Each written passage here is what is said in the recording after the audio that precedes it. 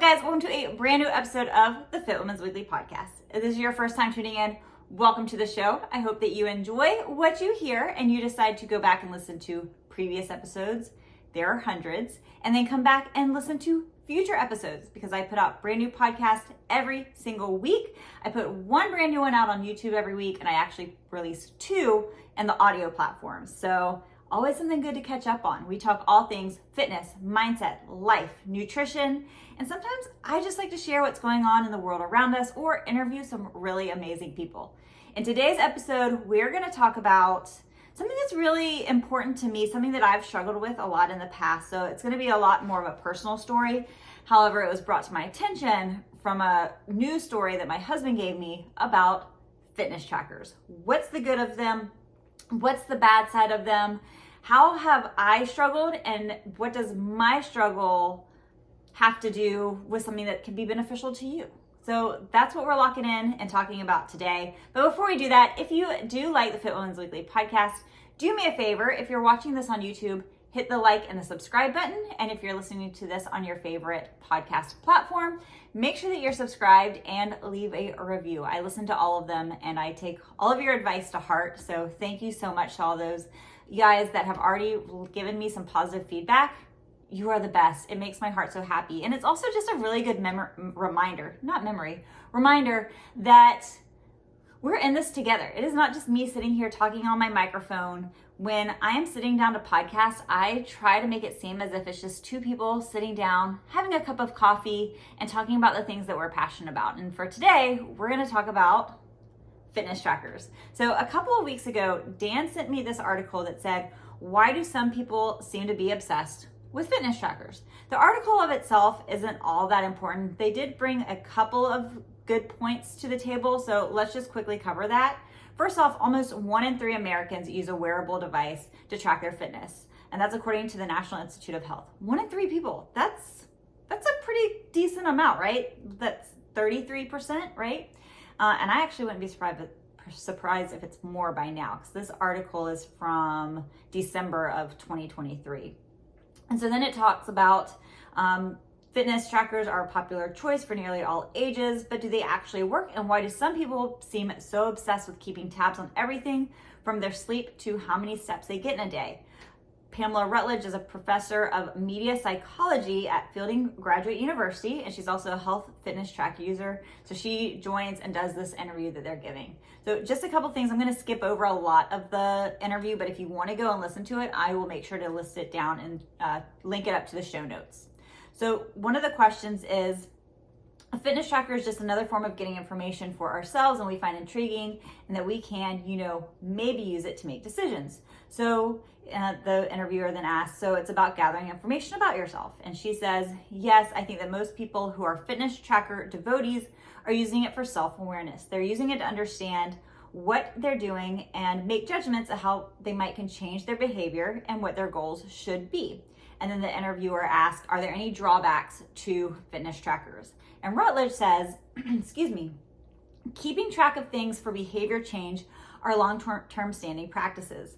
We're used to having a piece of paper and We're used to having pencil and paper. So for the most part, people respond very positively in terms of them being a motivational tool. It's important, just as these are for self-knowledge, to know yourself a little bit, because it's very easy for some people to get preoccupied with the quantitative goal rather than the qualitative goal of wellness or fitness. So it's not necessarily how many steps you get, but how do you feel? And that's one thing that I want to stress when it comes to trackers. And if you use yours a lot, sometimes we forget about quality of what we're trying to do for the day. At the end of the day, our movement and our workouts and the sleep that we get, it's about trying to make us feel the best that we can, right?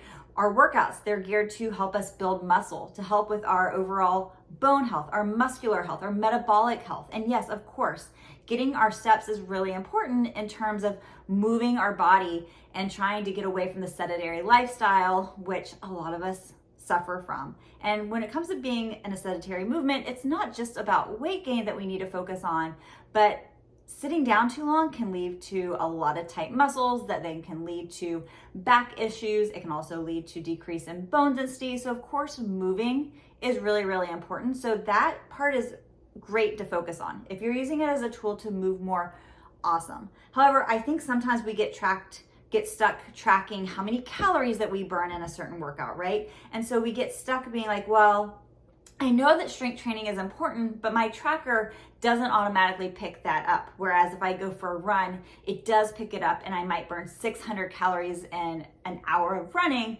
Whereas maybe in my strength training workout, I'm only burning 300. So I'm gonna go and I'm just gonna get more steps instead. So it can kind of take us away from the overall importance of what we should be doing and turn it just so you're getting more points on your screen, right? I have seen this happen. Or I've also seen that if you have to take your watch off for a workout, kettlebells, for example, I always try to tell my clients, either turn your watch around or take it off altogether. By taking your watch off, it doesn't mean you're not working out. It just might mean that your watch isn't able to actually track it. So for some people, that might be a deterrent to not do that form of exercise, and you're doing yourself a really big disservice. Or you might just get so into trying to get so many steps in a day because you want to see that number that it actually becomes detrimental to your overall health. There is a point where too much is too much. It shows that if you're trying to lose weight, for example, one of the ways, like obviously you have to burn more calories than you're taking in. You can do that from either cutting back on your calories in your diet, or you can increase your movement through the day so that you burn more through your lifestyle. However, one of the issues that can happen with that is that if you take your steps too high or you're doing too much cardio, you guys know, first off, I'm a big fan of cardio, but there is such a thing as too much, especially if you're trying to lose weight, because it can have an effect on your overall biofeedback where you're hungrier, right? Typically, if you stick to 15,000 steps or lower, you don't see much effect on your ghrelin and your leptin levels, your hunger hormones. But going above that, you might find yourself in that like, oh my gosh, I'm so starving. And then you end up eating more to make up for it.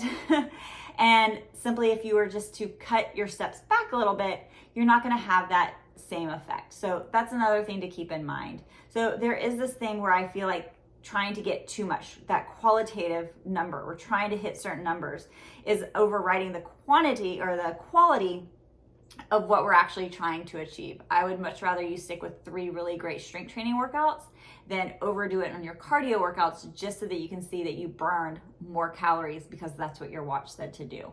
And also is also a reminder, y'all, fitness trackers haven't been around for that long of time. When I was in college, we didn't have these things, and yet I was still able to exercise. I was still able to develop an exercise addiction, but we're going to get to that in just a second. So let me see if there's anything else in this particular interview that I want to cover. Let's see, the accountability of it all, which is provided by a fitness tracker, which I do think is really important and very helpful. Blah, blah, blah. How has it shaped things for you? This person, Rutledge, says, I'm a data freak, so let's be fair. I also have the Apple Watch. I have the Oura Ring. I keep track of my workouts on the Peloton bike. In general, I find this really helpful to kind of bring me back to my goals because it's really easy, especially this time of year, which this was done in December. But it helps you to sort of touch back in with yourself.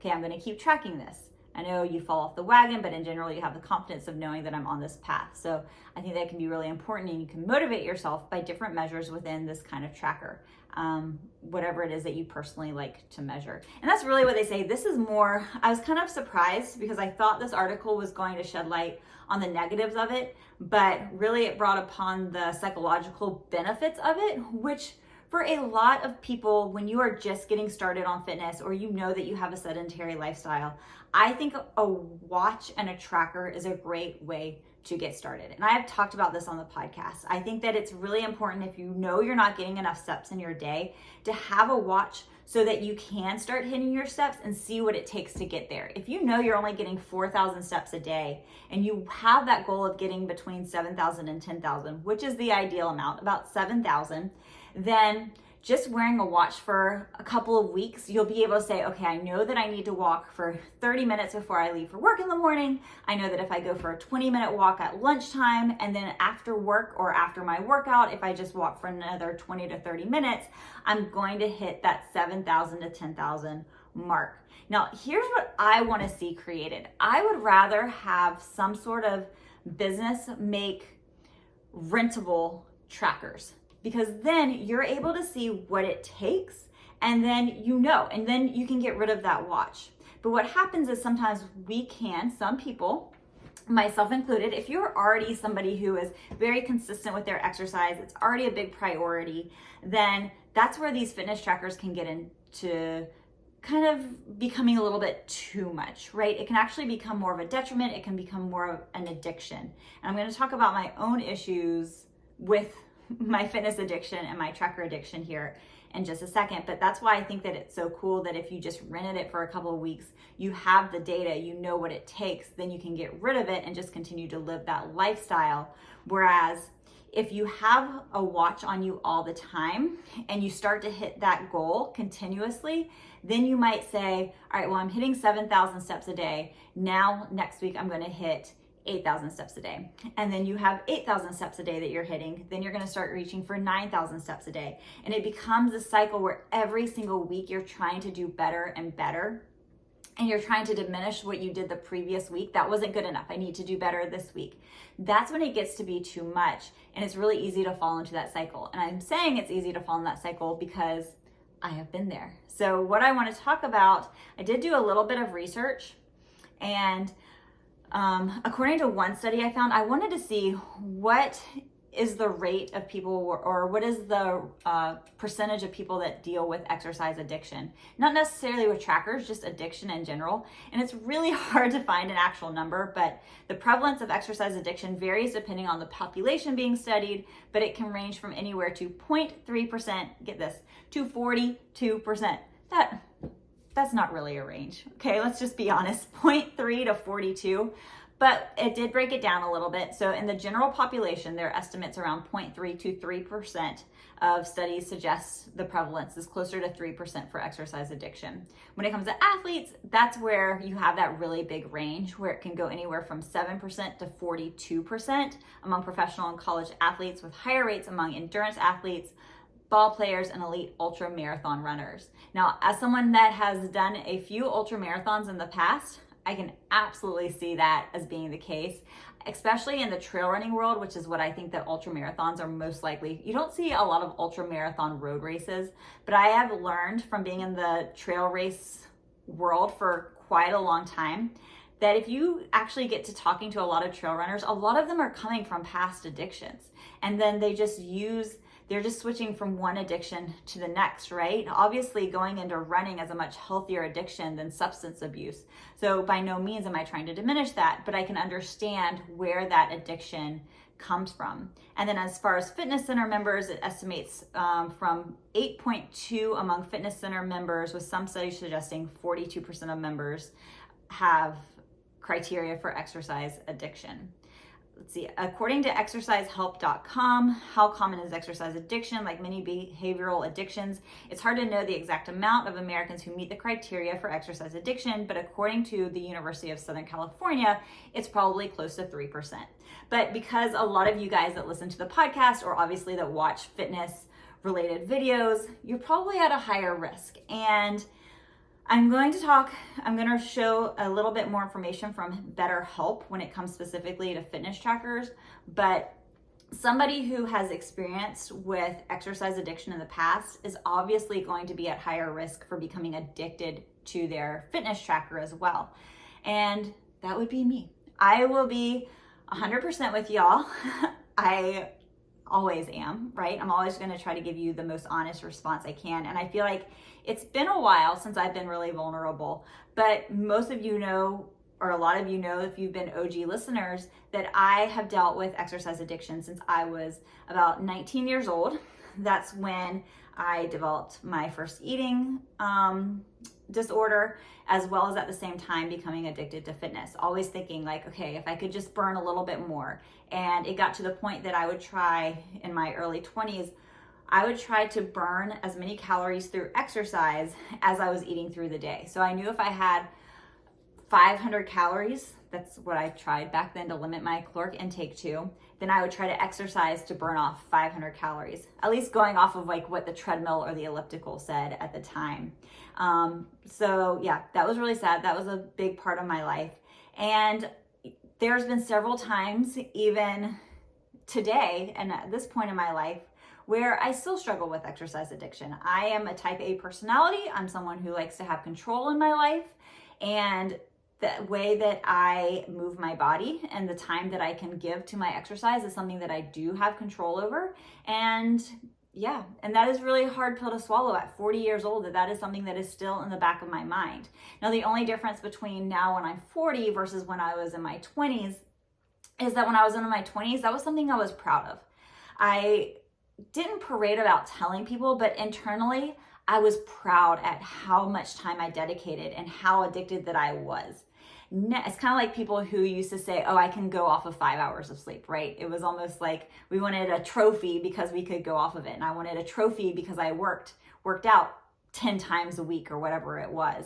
And now in my 40s, I'm very aware of it. And sometimes it's very hard, but I do purposely make myself take time off because I know what is good for my body. And now it's not so much about trying to crush my body in every single workout as it is looking for the longevity of fitness in my life. And I know that if I continue to do what I did in my 20s and sometimes into my 30s, that my fitness is not going to be able to continue the way that I want it to. My body will not feel the way that I want it to feel. I will not be able to build the business that I want to build with Fit Women's Weekly if I continue to do that. So even though my brain tells me I need to do more, the other part of my brain and my body says, it's time to pull the foot off of the gas pedal, press down on the brake a little bit, take some time off, decrease your intensity from time to time, listen to your body a little bit better. So the demon is always going to be there in the back of my mind, but I have gotten a lot better at listening to that. And it's something I've been very, very proud of for the past couple of years. Last week, I took a whole week off when I was on vacation. We did go hiking, but there was no formal exercise. I have now not run in over 8 weeks, which I will be completely honest. If this plantar fasciitis had happened in my 20s and probably even a lot of my 30s, I would have just been like, it's a pain in the butt. It feels like my foot's bruised. I can run through this. And I probably would have. And of course, that would have led me to even more injuries, probably beyond just my foot. I probably would have ended up with some kind of bone spur or stress fracture, hip issues, knee problems from overcompensating. And I've been really proud of myself for not running, decreasing my overall movement. I am going for walks during that time. But yeah, all that to say is that as a fitness addict, I'm always going to be in recovery, right? Just like everything else, once an addict, always an addict.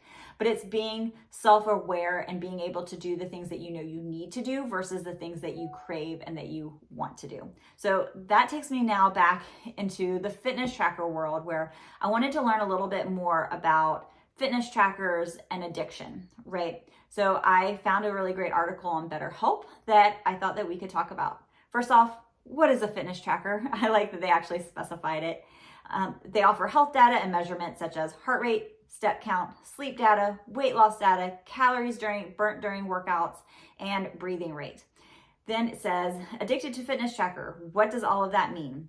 You might be familiar with mental illness like alcohol addiction, substance abuse, and gambling addiction. The word addiction can describe any situation in which you cannot stop yourself from doing or consuming something, even when it's actively harmful. And I absolutely found myself doing this with my tracker on more than one occasion. When I am in high stress situations, I have a lot going on in my life. That is when I find myself leaning more in towards my exercise addiction. And that's when I'll say, I need to do more, right? I burnt 600 calories yesterday. I need to burn 700 calories. I'm just making those numbers up. But I remember one time specifically when I had kind of first gotten into wearing the whole Fitbit thing, that I was going out to dinner with some girlfriends, and obviously my Fitbit was not going to look very good with the dress that I had on. So just instead of taking it off and putting a prettier piece of jewelry on, I took it off and I discovered that it fits on my ankle. So I was still able to wear my tracker out. And doing it, I realized in the process, Kindal, chill out.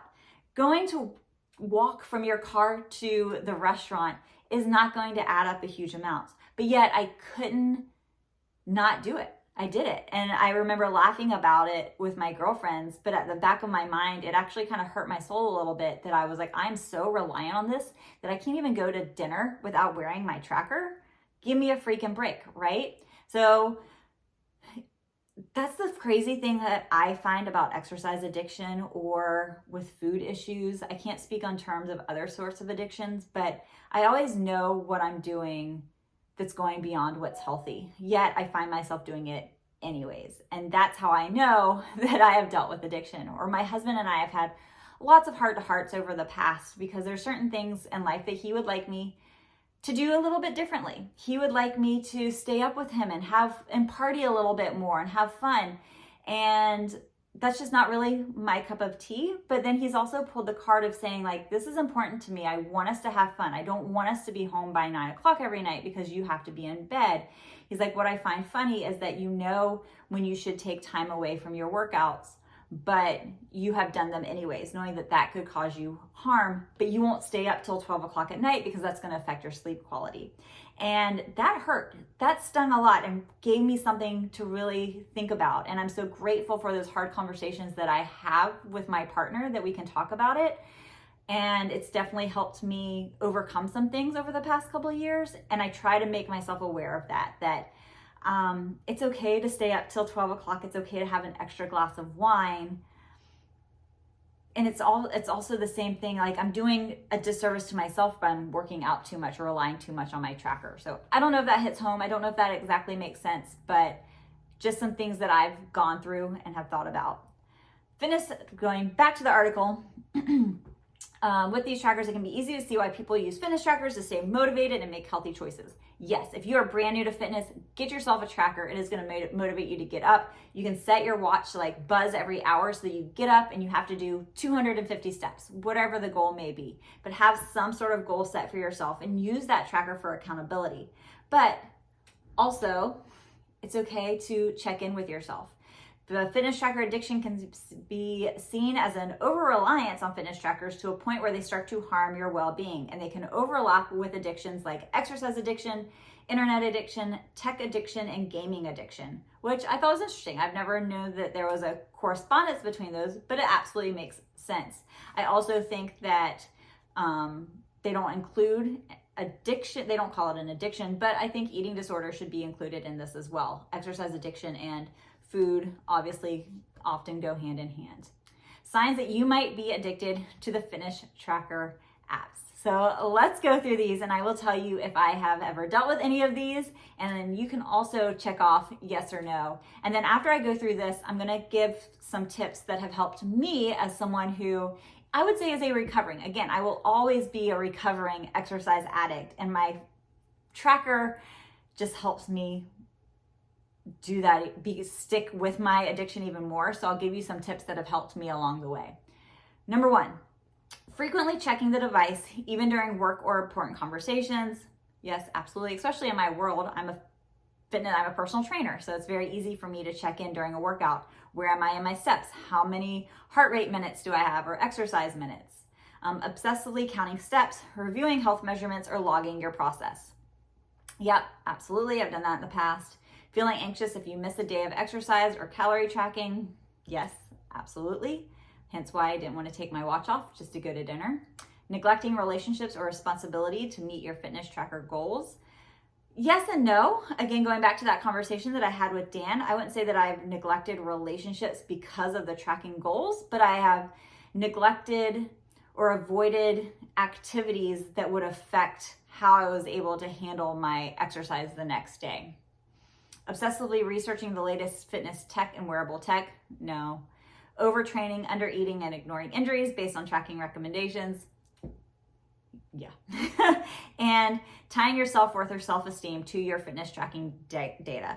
Yes and no. I absolutely have tied my self-worth and my self-esteem to the fitness that I'm able to perform, not necessarily on the data that comes from my tracker, but I've always wanted to be the fit friend, the fit personal trainer, the fit 30-year-old, the fit 35-year-old. And so, yeah, I've definitely have labeled myself as the personal trainer, especially in the social media world that we live in, where everything's a comparison game. And that's definitely been hard. So those are the signs that fitness tracking could be an issue for you. Identifying overuse of a fitness tracker. Another key sign is that you have a problem with your device is finding it hard to stop using it. If you frequently try and fail to change your relationship with your wearable, this may be a sign that it's playing an unhealthy role in your life. Mental health impacts of fitness tracker overuse. Using fitness tracker apps frequently may contribute to various mental health concerns, including, and again, I'll give you guys a rundown, I'll be honest, of which ones I have experienced in my life. Anxiety disorders related to health and fitness. Yep, I have had chronic anxiety since I was 16 years old was when I was diagnosed, or 15 or 16. And then depression also off and on. Obsessive compulsive disorder, not that I've been diagnosed with, I don't think so. Disordered eating patterns, absolutely. As someone who has struggled with an eating disorder in their past, and orthorexia, yep, absolutely. Body dysmorphia or struggles with body image, yes. I don't know, again, if that's necessarily from using the tracker or becoming a personal trainer in a space where it's a really hard life for a personal trainer in the social media world. Feeling guilt, shame, and worthlessness when you don't meet your goals. Unfortunately, yes, I have felt those things. Trouble focusing on anything other than fitness. Absolutely have felt that.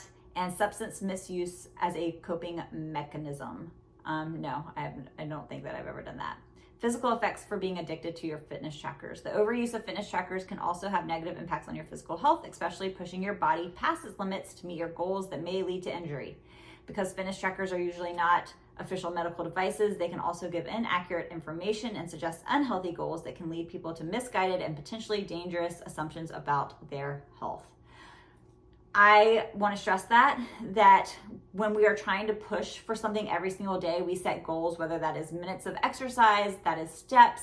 If you try to continuously push harder and harder from one week to the next, you want to see that uphill, right, as you continue on, then you are going to potentially push your body to an unhealthy point where you can get some overuse injuries.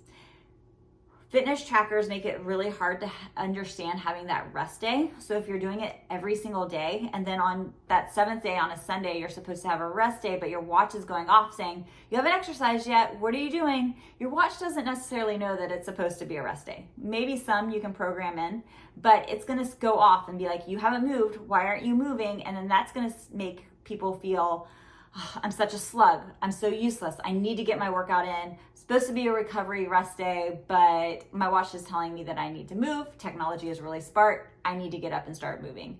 And so then you start avoiding what your body's telling you, which is you need rest, and doing what that piece of technology tells you, which is to continue to push forward. And if you do that week after week, month after month, it will catch up with you and lead to overuse injuries. Now, the overuse injuries that I've had in my lifetime are not based off of my tracker. It is 100% based off of just me as an exercise addict. I have had shin splints that have turned into stress fractures. One that was so severe I almost had to have surgery for it and get a rod placed in my shin. I have had stress fractures in my feet. I have broken my wrist. I'm currently obviously going through plantar fasciitis, which I wish I could say was not an overuse injury, but we all know at the end of the day, it is. I run for my own benefit. I love to run, but I'm also trying to put that on top of working out 2 times a day for Fit Women's Weekly Live, which caught up with me. I was doing really, really great and then got so motivated because I felt so great this summer that I pushed the limits a little bit too hard, and now I'm having to pay the consequences. I don't necessarily say that it was because of the tracker, but the tracker also wasn't not causing it. You know, again, I was like, oh, I ran 9 miles according to my watch last week. I'm going to try to go for 9.5 this week because I just felt so physically good until I didn't. So just those things to keep in mind, that don't let your fitness tracker dictate your progress as what you are doing. You have to listen to your body. Do not stop listening to your body. So if you're somebody who's like, I get it, Kindal, I've been there, I'm the perfect example of everything that you're talking about. How can you start letting off?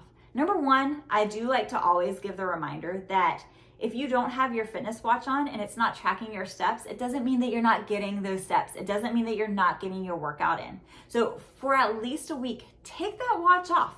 Go put it away. Don't look at it. Get in your normal movement that you get in from one day to the next, and you're gonna start to feel free. It's kind of like people when you're scared of getting off of social media, but you give yourself just 2 days off of social media and you realize, oh, I'm not checking it as much. It's not as much on my mind. Same thing goes for your fitness tracker. I promise the world still goes on. It's also a good reminder that you do not have to be connected to everyone around you 24/7. So one thing that I do for mine is I've actually turned off every single notification that I have on my watch. The only thing that it tracks is the natural fitness tracker. I don't get messages, I don't get alerts. It doesn't tell me if I need to get up and move every hour. One, it keeps the battery going longer, so I don't have to remember to charge it. But two, it makes it so I'm looking down at it less than I need to, right? And the less active I am at looking down at it, then the less likely I am to see where am I in steps, how close am I to another step, right? If I am getting ready to go to bed and it shows that I'm at, 9,030 steps, well, I'm gonna probably be really up to the idea of being like, well, I'm so close, I just need to get up and finish to get to that 10,000, right? Whereas if you don't look at it very often, it's just there. And then try to keep in mind, what are the actual things within that watch that are important? Because most of it is just fun data. It doesn't dictate anything about who you are or what you're capable of. The things that I do look at now is my resting heart rate. I have been able to identify over times that there are flows to my resting heart rate that I do like to see. I know that at a certain part of my cycle, my heart rate goes up higher. I know that at certain parts of my cycle, my heart rate goes down lower. I understand that because I do 5 workouts or 5 days of exercise, I know that on day 4, my resting heart rate starts to come up, signifying, hey, Kindal, it's about time that you need a rest. And when my heart rate gets to a certain height, then I know that that's kind of the threshold where it's my body saying, all right, it is time for rest. Take it easy. And then sleep is the other thing that I also do look at. I do make it a point, mostly on Sundays, where it's like, this is my sleep-in day and I'm gonna stay in bed until I get at least 8.5 hours. That's like my personal goal to myself. And so I do check in on sleep, and I check in on my resting heart rate, and I do track my cycle. Other than that, I have taken a step back. I used to be where every single week I tried to get better numbers. If I was able to average 18,000 steps one week, I tried to average 19 the next week, and then obviously at a certain point you're not going to be able to do that. Then I start being able to try to aim back for that number and try to beat back up again. And that's a lot. It's a lot of strain. When in reality, what we should be focusing on is listening to our bodies, doing more manual tracking instead. And by manual tracking, I mean more personal tracking. Are you fitting in 3 to 4 strength training workouts per week? Are you fitting in some steady state cardio, at least 30 minutes, anywhere from 2 to 4 times a week? Are you getting to bed at a decent time and staying in bed? Are you hydrating yourself, and are you fueling your body with the right amount of protein? If those things are checked off and you feel good, then what is a number on your watch going to tell you? If you physically feel good, you physically feel strong, you physically feel energized, you're doing the things that you know you should be doing, then what is your number telling you? Because you could feel amazing, but then you're going to look at your watch and be like, oh man, I only got 4,000 steps today. And then you feel like crap, like you didn't do anything. When in reality, you're doing everything right, but you're going to have days where you're not going to hit those numbers, and those numbers don't dictate what you are capable of or who you are as a person. So keep that in mind. So my tips are, take the watch off sometimes, or even take a full month or more off, and you might realize you don't need it. If you are a runner and you're training for something specific where you need pace and that sort of information, then use it for that, but then take it off at the other times. Track yourself if you want to with a book, right? If you don't have to track steps, but be like, hey, I went for a 30-minute walk today. Again, not having such quantitative data, but you'll be able to see more of that qualitative data that we were talking about. And then making it so all your notifications are turned off is another really good example. And then as much as I hate it, I also do appreciate it. I just have the FitBit, but when I'm outside, because of the black screen, I can't see this watch. I can literally only tell the time when I'm in a light up room. So if I'm outside, then it's pretty much useless, and I actually like that. So find a watch that you can't really read much of the data very often, which I guess is kind of one of the benefits for one of the Whoops. I don't know, I've never used Whoop. And then again, focus on overall wellness. And if you need to, seek the advice of a counselor. Go talk to somebody if you feel like you are suffering and you just cannot I know it sounds so silly of like, I have a fitness tracker addiction. Well, that can lead to some serious long-term issues and injuries along the way, and that's not fair to you. If anything that makes you feel less than is a negative. And if you are in that situation, go talk to somebody. And if you just want to talk to somebody that can relate, reach out to me. I'm happy to talk. I am by no means a mental health therapist, but I'm happy to share my story or give you a little pep talk if you need it. So feel free to reach out to me. You can do that by emailing me at kindle@fitwomensweekly.com or slide into my DMs over on Instagram, Kindal Boyle Fitness. And if you are on YouTube, you can also comment down below. Comment on the things. All right, you guys, last thing is, if you're interested in changing up your fitness a little bit, step away from the walking, step away from how many calories you burn per workout. You want to do the things that make your body feel good and look good. Head over to fitwomensweekly.com where you can learn more about Fit Women's Weekly Live, which is my online training program where we can connect more than just once a week or twice a week. We can connect every single day. We can work out together, rep from rep, have some amazing sessions together, break you free of any workout rut that you might have going on, change things up.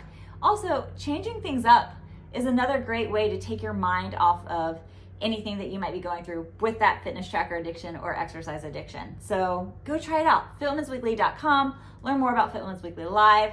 Click down in the show notes. You can also learn more about the magnesium that I use, which is the RNA reset. There is a code down below, FWW, to get a percentage off. And the link down below helps with Fit Women's Weekly and the podcast. So anything that you guys can do would greatly be appreciated. And if you like this more personal podcast style, let me know. I'd love to do more of these. I haven't done them in a while. All right, guys, take it easy. Bye.